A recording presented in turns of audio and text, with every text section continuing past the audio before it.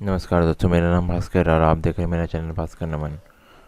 तो दोस्तों, मैं ये कहने जा रहा हूँ कि आज का हमारा टॉपिक आप सुनकर ही पता लगा सकते हैं। एक रुका हुआ फैसला।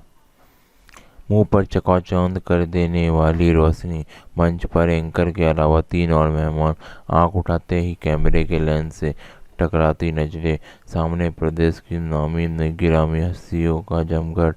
ऐसे में एंकर सधी आवाज में उनसे मुखातिब होती हैं। आप अपनी जीवन यात्रा के बारे में कुछ बताइए। मनीषा बोरा अचकचा जाती है। रूंधे रूंधे हुए से शब्द फूट पड़ते हैं। मैं कभी ऐसे माहौल में नहीं आई। मुझे अपनी बात भी अच्छे से कहनी नहीं आती। कौन है यह मनीषा बोरा? यहाँ उनकी चर्चा क्यों? यहाँ यहाँ उनको उनकी चर्चा क्यों? मनीषा बोरा एक निंदे शहर रुद्रपुर में रहने वाली युवा महिला है। वह अपनी बच्चियों के लालन पालन के लिए घर घर खाद्य सामग्री पहुंचाने का काम करती है। अखबार वालों ने उन्हें स्विगी गर्ल का खिताब दे रखा है। हिंदुस्तान टाइम्स समूह की पुरानी रीति नीति के है कि उन लोगों को आगे लाया जाए जिन्होंने अपनी गुर्बतों और मुसीबतों से हार माने बिना कुछ नया करने की ठान रखी है। मनीषा को हमने देहरादून में पिछले दिनों आयोजित हिंदुस्तान शिखर समागम में इसी सदनियत के साथ बुलाया था। उनकी अचकचाहट में छिपी ईमानदारी और साफ गोई श्रोताओं का दिल छू गई। एंकर के साथ हॉल में मौजूद लोगों की ओर से जोरदार प्रोत्साहन के अल्फाज उभरने लगे। मनीषा ने बोलना शुरू किया। मैंने बचपन से बाइक चलाना सीख ली थी। आज वही मेरे काम आ रही है। काम की तलाश में रुद्रपुर पहुंची, पर परिश्रम और भुगतान का अनुपात बेहद खराब था। किसी ने स्विगी का नाम लिया और मैं उसके साथ जुड़ गई। मैं बिना नागा भोर में उठ जाती हूँ, बच्चियों के साथ खाना बनाकर तैयार करती हूँ, फिर दूसरों का पेट भरने के लिए बाहर निकल पड़ती हूँ। काम के सिलसिले के में 15-15 किलोमीटर दूर पंतनगर तक जाना पड़ता है। कभी कभी घर लौटने में आधी रात के आसपास का वक्त तक हो जाता है।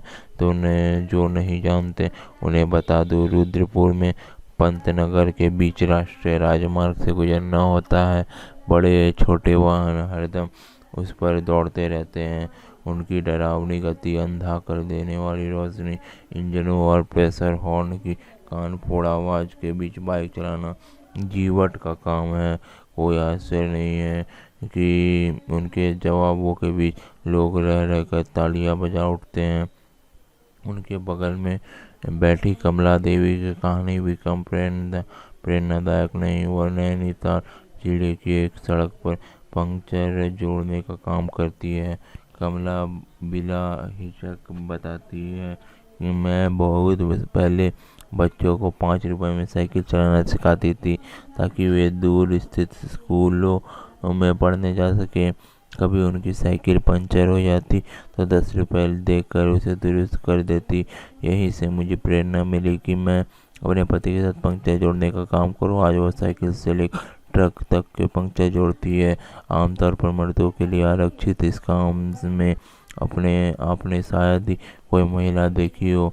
एंकर पूछती है कि आप तो सड़क पर बैठती हैं, तमाम तरह के लोग आपसे टकराते होंगे, कुछ ऐसे भी होंगे जिनका व्यवहार अनुचित होता होगा, उनसे आप कैसे निपटती हैं? वह हंसकर जवाब देती है कि पंक्चर जोड़ने के लिए मैं हथौड़ा चलाती हूँ और ऐसे लोगों के लिए भी हथौड़ा हथौड़ा हमेशा हमेशा मेरे हाथ में होता है। वे डर कर भाग जाते हैं। बाद में मैंने देखा कि अच्छे से कपड़ों में 2 बच्चियों उनके साथ थी। उन्होंने बताया कि ये मेरी पत्नी पोतियाँ हैं, दोनों दिल्ली में केंद्रीय विद्यालय में पढ़ती है। मेरा बेटा सशस्त्र सीमा बल में तैनात है। मनीषा और कमला देवी की बातों से वहां मौजूद लोग कभी हंसे, कभी रोए, तो कभी तालियों से उनका खैरम कदम किया। ये हिंदुस्तान की वे बेटियां हैं जो सशक्त और सबल भारत की रचना में जुटी हुई है। क्या इतना काफ़ी है? यकीनन नहीं। भारत का रिकॉर्ड महिलाओं के मामले में अभी तक उम्मीद के अनुरूप नहीं हो सका है। आधी आबादी पर तरह तरह के अत्याचार अक्सर सुर्खियां बनते हैं। आधिकारिक आंकड़े की आशा बांधने के बजाय निराशा करते हैं। ऐसे में मनीषा, कमला और उन जैसी महिलाएं दिए की भूमिका भले निभाती हो, पर अंधेरा दूर करने के लिए समाज तथा सरकार की ओर कोशिश के अनुरोध बढ़ते रहते थे। गुजरे हफ्ते संसद में नारी शक्ति वंदन अधिनियम पारित कराकर मोदी सरकार ने नई आस जगाई है। प्रमुख विपक्षी दलों ने भी 2 दिन पूर्व सरकार से इसकी मांग की थी। यहाँ बताना जरूरी है कि गुजरे 27 वर्षों में 5 से अधिक बार पहले भी इस मुद्दे को अमली जामा पहनाने की कोशिश की गई थी, पर हर बार सत्ता पक्ष का कमजोर संख्या बल उसकी सदिच्छा पर भारी साबित होता है था। उनकी राह रोकने वाले दल आज भी कुछ संशोधनों की मांग कर रहे हैं, पर अंकगणित उनके पक्ष में नहीं है। सवाल उठता है कि आम चुनाव में एन पहले इस बिल को लाने का मकसद क्या था? क्या प्रधानमंत्री नरेंद्र मोदी अपनी अगुवाई में नए संसद भवन में कुछ ऐसा करना चाहते थे जिसका अवसर आज़ादी के तत्काल बाद पंडित जवाहरलाल नेहरू को कालचक्र ने मुहैया करा दिया था? विपक्ष का आरोप है कि यह चुनाव दांव है। ध्यान रहे, लोकतंत्र में सभी राजनीतिक और दल चुनाव जीतने के लिए लड़ते हैं ताकि वे अपने सिद्धांतों को अमली जामा पहना सके। मौजूदा सरकार ने पिछले चुनाव में से पूर्व जम्मू कश्मीर में अनुच्छेद 370 हटाने का संकल्प लिया था। दोबारा सत्ता में आते ही उसने उसे पूरा कर दिया।